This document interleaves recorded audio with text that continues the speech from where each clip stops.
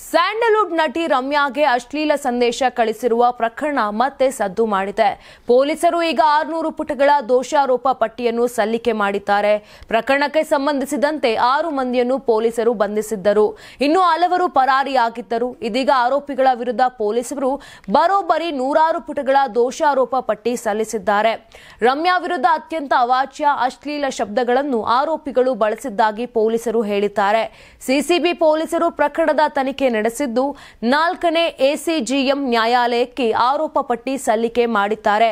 ರಾಜೇಶ್ ಓಬಣ್ಣ, ಗಂಗಾಧರ್, ಭುವನ್ಗೌಡ ಸೇರಿದಂತೆ 11 ಜನರ ವಿರುದ್ಧ ಆರೋಪ ಪಟ್ಟಿ ಸಲ್ಲಿಕೆಯಾಗಿದೆ.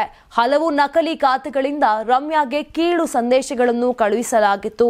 ವೈಯಕ್ತಿಕ ನಿಂದನೆಯನ್ನೂ ಮಾಡಲಾಗಿತ್ತು. ದರ್ಶನ್ ಪರ ವಹಿಸಿ ಖಾತೆಗಳಿಂದ ರಮ್ಯಾಗೆ ಸಂದೇಶಗಳನ್ನು ಕಳುಹಿಸಲಾಗಿತ್ತು.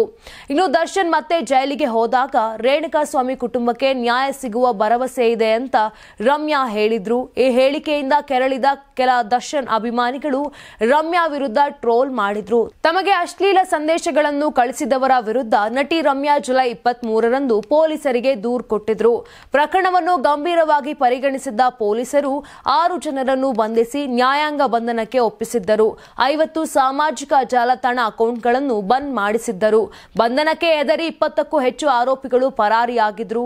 ಕೆಲವು ದಿನಗಳ ಹಿಂದಷ್ಟೇ ಬಂಧಿತ ಆರೋಪಿಗಳು 1 ಲಕ್ಷ ರೂಪಾಯಿ ಬಾಂಡ್ ಹಾಗೂ ಇತರೆ ಭದ್ರತೆಗಳನ್ನು ಒದಗಿಸಿ ಜಾಮೀನು ಪಡೆದುಕೊಂಡಿದ್ದಾರೆ. ಸದ್ಯ ಪೊಲೀಸರು ದೋಷಾರೋಪ ಪಟ್ಟಿ ಸಲ್ಲಿಸಿದ್ದು ಪ್ರಕರಣದ ವಿಚಾರಣೆ ಇನ್ನೂ ಚಾಲ್ತಿಯಲ್ಲಿದೆ. ಒಂದೊಮ್ಮೆ ಆರೋಪಿಗಳ ತಪ್ಪು ಸಾಬೀತಾದಲ್ಲಿ ಶಿಕ್ಷೆ ಅನುಭವಿಸಬೇಕಾಗುತ್ತದೆ. ತುಂಬಾ ದಪ್ಪ ಇದ್ದೀರಾ, ಅದರಲ್ಲೂ ಯಾವುದೇ ಸೈಡ್ ಎಫೆಕ್ಟ್ ಇಂದ ಸಣ್ಣ ಆಗ್ಬೇಕಾ? ಎಷ್ಟೋ ಜನ ಹೇಳ್ತಾ ಇದ್ರಿ, ಸರ್ ನಾನು ಜಿಮ್ಗೆ ಹೋಗ್ತಾ ಇದ್ದೀನಿ ಆದ್ರೂ ಸಣ್ಣ ಆಗ್ತಾ ಇಲ್ಲ, ಸರ್ ವರ್ಕೌಟ್ ಮಾಡ್ತಾ ಇದ್ದೀನಿ ಆದ್ರೂ ಸಣ್ಣ ಆಗ್ತಾ ಇಲ್ಲ ಅಂತ ಹೇಳ್ತಾ ಇದ್ರಲ್ಲ. 100% ಯಾವ ಜಿಮ್ಗೂ ಹೋಗ್ದಂಗೆ ವರ್ಕೌಟು ಮಾಡ್ದಂಗೆ ನೀವು ಸಣ್ಣ ಆಗ್ಬೋದು.